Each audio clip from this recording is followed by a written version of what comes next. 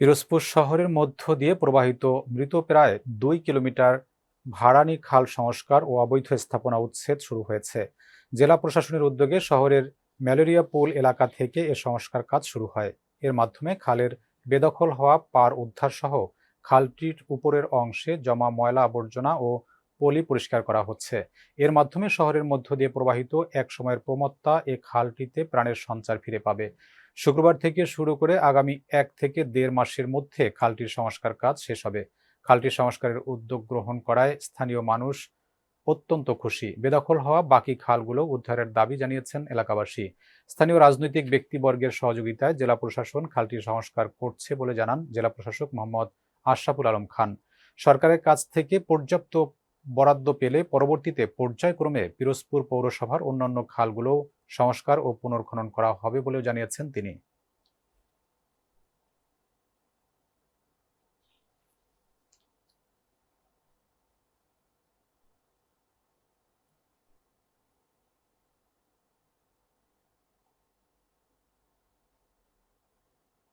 জমকালো আয়োজনের মধ্য দিয়ে সাভারে সুরলহরী সঙ্গীত একাডেমির ৩৩তম প্রতিষ্ঠাবার্ষিকী ও সম্মাননা উৎসব ২০২৫ অনুষ্ঠিত হয়েছে।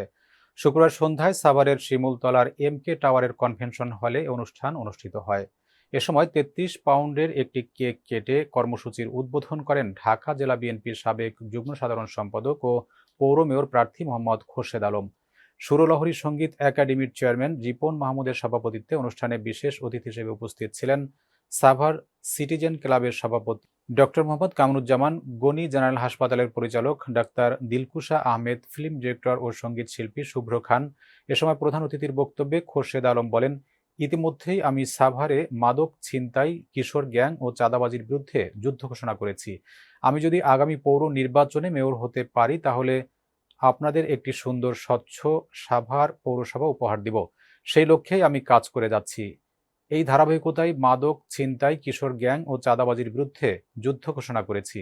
আমি আপনাদের কাছে ভোট চাই না। আমার কাজে কর্মে যদি মেয়র হিসেবে যোগ্য মনে হয় তাহলেই আমাকে মেয়র হিসেবে নির্বাচিত করবেন, এটাই আমার প্রত্যাশা। পরে সুরলহরী সঙ্গীত একাডেমির বিভিন্ন ব্যাচের ছাত্রছাত্রীর হাতে ৮০টি সম্মাননা স্মারক তুলে দেওয়া হয়।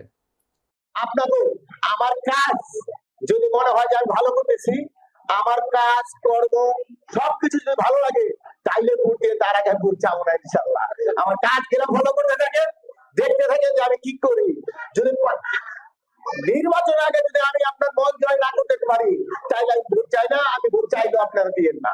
আমি সেই মানুষ, আমি বলছি তো যে আমি ভোটের জন্য না, আমি পাল্টা দিতে চাই। পাল্টা দেওয়ার জন্য আপনাদের সহযোগিতা প্রয়োজন। নীলফামারী ১ আসনের সাবেক এমপি ও বেগম খালেদা জিয়ার ভাগ্নে ইঞ্জিনিয়ার শাহরিন ইসলাম চৌধুরী তুহিনের মুক্তির দাবিতে রংপুরে মানববন্ধন করেছে পেশাজীবী সংগঠন ও রংপুরস্থ নীলফামারীবাসী। দুপুরে রংপুর প্রেস ক্লাবের সামনে অনুষ্ঠিত মানববন্ধন ও সমাবেশে বক্তারা বলেন, বিগত ফখরুদ্দিন সরকারের সময় জিয়া পরিবারকে নিশ্চিহ্ন করার জন্য প্রহসনের বিভিন্ন মিথ্যা মামলা দায়ের করা হয়। সে সময় আদালতকে প্রভাবিত করে বিভিন্ন মেয়াদে তাদের সাজা দেওয়া হয়। তারা বলেন, দীর্ঘ ১৭ বছর পর ২৯ এপ্রিল ২০২৫ সালে তিনি আদালতে আত্মসমর্পণ করেন। এই দিন আত্মসমর্পণের পর দুটি পৃথক আদালতের বিচারক জামিন নামঞ্জুর করে কারাগারে পাঠানোর আদেশ দেন। বক্তারা অবিলম্বে ইঞ্জিনিয়ার শাহরিন ইসলাম চৌধুরী তুহিনের মুক্তির দাবি জানান।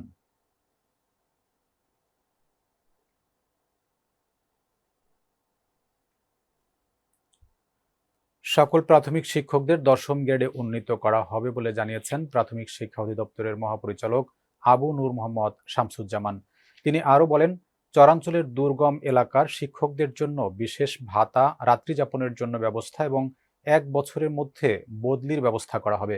প্রাথমিক শিক্ষার মানোন্নয়নে ফরিদপুর জেলার সদরপুর ও চরভদ্রাসন উপজেলার বিভিন্ন স্টেকহোল্ডারদের সাথে মতবিনিময় সভায় প্রধান অতিথির বক্তব্যে তিনি এসব কথা বলেন।